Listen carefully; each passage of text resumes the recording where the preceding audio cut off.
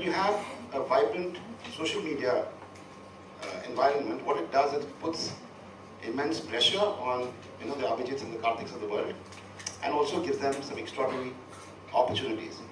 When the MC was introducing Abhijit, I think all these profiles are obviously taken from the net somewhere, because Abhijit must have been a little old, but Abhijit created the Google search reunion film. Now, I checked just before I left the house, and it had gone to about 11.5 million views. That's 11.5 million people have chosen to watch the film, as opposed to television, which just sends out the film. Kartik has repeatedly, crossed 500,000 with his Flipkart films. Again, it's people choosing to see the film, saying, show me the film, as opposed to putting it out. So these two have a quality which is going to be increasingly in demand, which is both of them know how to create products that can be shared. Sharing is a big part. 15 years ago in advertising, you didn't have to share things.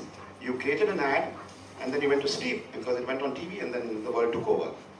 Today, the ad gets released, and that's when your work really starts. So, social media is amazing. It's really instant, right? So, one of the things it does tell you is, when we're in advertising, when we're working on this target audience, right? Most people, including the marketers and the agency, we treat them that they live in like another planet. They're not human beings. So no, they will not understand. They may not like. They will not like. The thing about social media is you get immediate reaction. So that is amazing. But specifically with Flipkart, the pressure is not so much with Flipkart itself, but it's with other clients. Everybody says, please do one Flipkart for us. So that is quite a pressure. You don't know if you can do that, or you don't want to do that. So yeah, I mean, it's great, but it keeps the creative person highly disciplined, and it gives the client a real sense of what people are actually thinking out there, I think. So one of the biggest advantages of digital content is that media space in a way is sort of free or relatively cheap. And therefore, I think it allows for one sort of giving good, telling nice long stories. So that's, I think, a big advantage.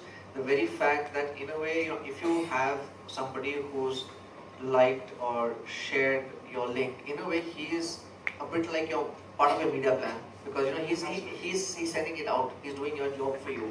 So all those are big, definitely added benefits of the advent of digital media.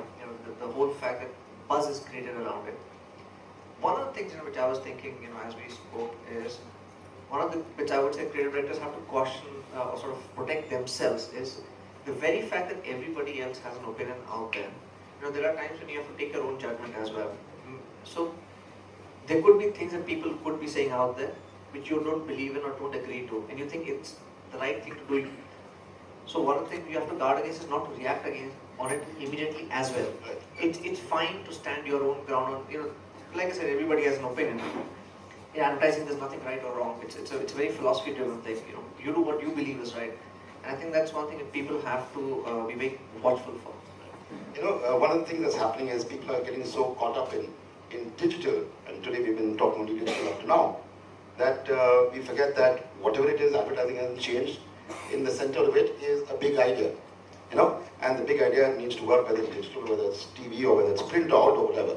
So, having said that, the big idea, when it goes out, today you put any brand and you put, whatever brand and add the word sucks and you put it into Google, and you'll find like any brand, you name it. There's Nike, Adidas, Reebok, whatever it is.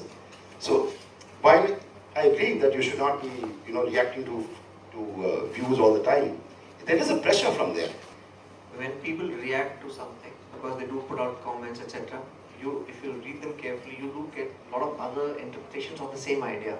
And I think that enriches a campaign going ahead. So a lot depends, of course, from client to client.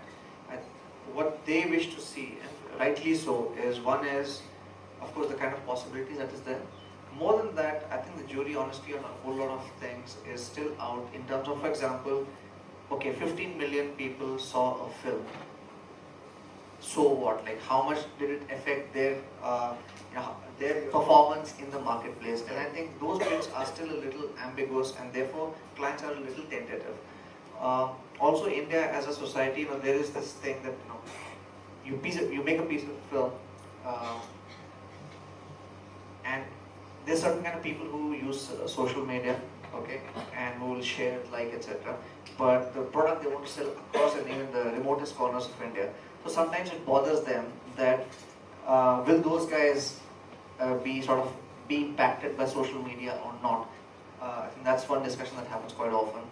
And third is this little mindset which is there right now, which is, if I have $100 for a marketing campaign, 98 I'll put in the conventional and $2 I'll throw in for social to digital. It's almost like indulging.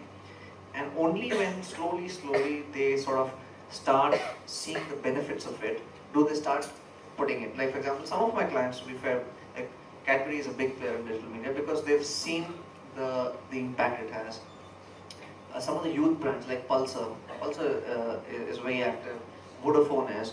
So I think a lot also depends on the kind of space and kind of audiences that a marketer and his product plays in. I must tell an interesting story. Even I used to be quite skeptical, honestly, on the extent to which social media spread in India. And then there was like this eye-opening moment for me. How many of you have gone to Matheran? So if you go to Matheran, I don't know, of course, many years back when we used to go to Matheran, all the horses, they used to be named after the reigning hero. So, I remember 10-12 years back when I was dating my current wife. So we used to run over there and, वहाँ पे आमिर खान है, शाहरुख खान है, वो सब घोड़ों के नाम उस टाइप के होते थे. 2 years back I was in Matheran and there were these two ponies going in front of me. One was called Facebook, the other was called Twitter. But it's very clearly defined that people who are in the technology business, who are in e-commerce and stuff like that, they know the power of the internet. That's where their business is. So they definitely invest. Like Flipkart spends an equal amount on digital marketing versus their traditional marketing. That's a large sum of money. I'm not sure how many brands do that. And then I would say any brand today who's talking to the youth, social media is very huge, and any brand that has aspiration of becoming a part of pop culture uses social media. I recently read this piece in the Economic Times saying the young agencies are sort of in a way threatening the big ones since there are a lot of out of college agencies starting up and getting big clients. Okay, so where do you see this going? I mean, since social media is growing, I mean, say, where do you see it going 10 years down the line? Will Facebook become, see, you said 93 million, right? So where do you see this going in terms of, there's other platforms as well, like StumbleUpon and Twitter and Pinterest. And so, I mean, how big is it going to get in terms of advertising? The digital platform. So I would say that, of course, digital is there to stay. The phenomenon of social is there to stay. But also technology is changing so fast. Really to wonder, I don't know how many of you guys have seen that in developed markets like UK and all, Facebook has become uncool amongst kids. So honestly, if I were, at one point in time, I would say that's okay. So let a college kid come out because, there at least 93 million kids over there were not interested in Facebook anymore. So I wouldn't worry about it. And I think whether it's a big agency or a small agency, the only thing that you need to always focus on is one, are you getting the idea right? And secondly, do you have the right people to execute that idea? And after a point in time, there will always be big agencies doing lousy work, big agencies doing good work, small agencies doing lousy work, small agencies doing great work. I think that's always been the case, that will always be the case. Nobody is protected from downfall. If you don't do good work, irrespective of a young kid doing great work out there, you will come stumbling down. So I wouldn't worry about things like that. I won't fuss too much about technology changing so fast. I don't have social media people, Facebook, etc. MySpace was so big some 10 years back. I mean, there is no MySpace now yet. So honestly, I wouldn't, at least it doesn't give me any sleepless nights. Also, one thing to keep in mind is Facebook never popped. I mean, there was never a user manual on how to use Facebook, right? So suddenly, even Google AdWords and stuff like that, there are social media companies, there are companies who say, we'll do your digital marketing. Honestly, every one of you in this room can stand up and do it for yourself. It's published. How to use, how to do, basic level of intelligence is all you need, all right? And see the speed at which everything is changing. So firstly, you could put out communication on a Facebook page, and suddenly Facebook changes privacy settings. So today you may have 5 lakh people on your Facebook page, but if you put up a post, it will show it only to 5,000 of those people. Unless you pay Facebook, they're not going to show it to all of those 5 lakh followers. So there is no real answer. It's a constant evolution, and with technology and with behavior changing so often. I think the challenge is to observe, keep your ear to the ground, and try and see how you can use the tool right now and use it quickly, because once you've used it, it's not an idea anymore. So simple, that tagging, right? Some 5 years back, it was a big idea. A brand used to put out a picture of some 10 different kinds of people, and you said you could tag your friends. The first time Iyer did it, it was awesome. After that, every other brand has done it, it's not awesome. So today, tagging is not an idea at all, right? So it's about how you spot an idea in an opportunity and use it quickly. I mean, that shows how you need to be thinking if you're talking specifically of social media. So my question is basically, brands these days mostly built on social media, like for example Flipkart and Google, were they were mostly built by YouTube or TV, or is it, I mean, what is the defining factor? Is it social media? Is there anything bigger than social media? What is it that defines a brand? What makes a brand bigger apart from social media? The quality of your service and your product first.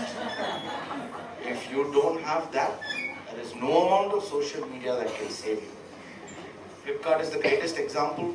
When we did their very first advertisement, they were already 3 years old, they were selling only books, but we knew that even before we put the first ad out, we knew they had fans, and we had to live up to that before we put out that first ad.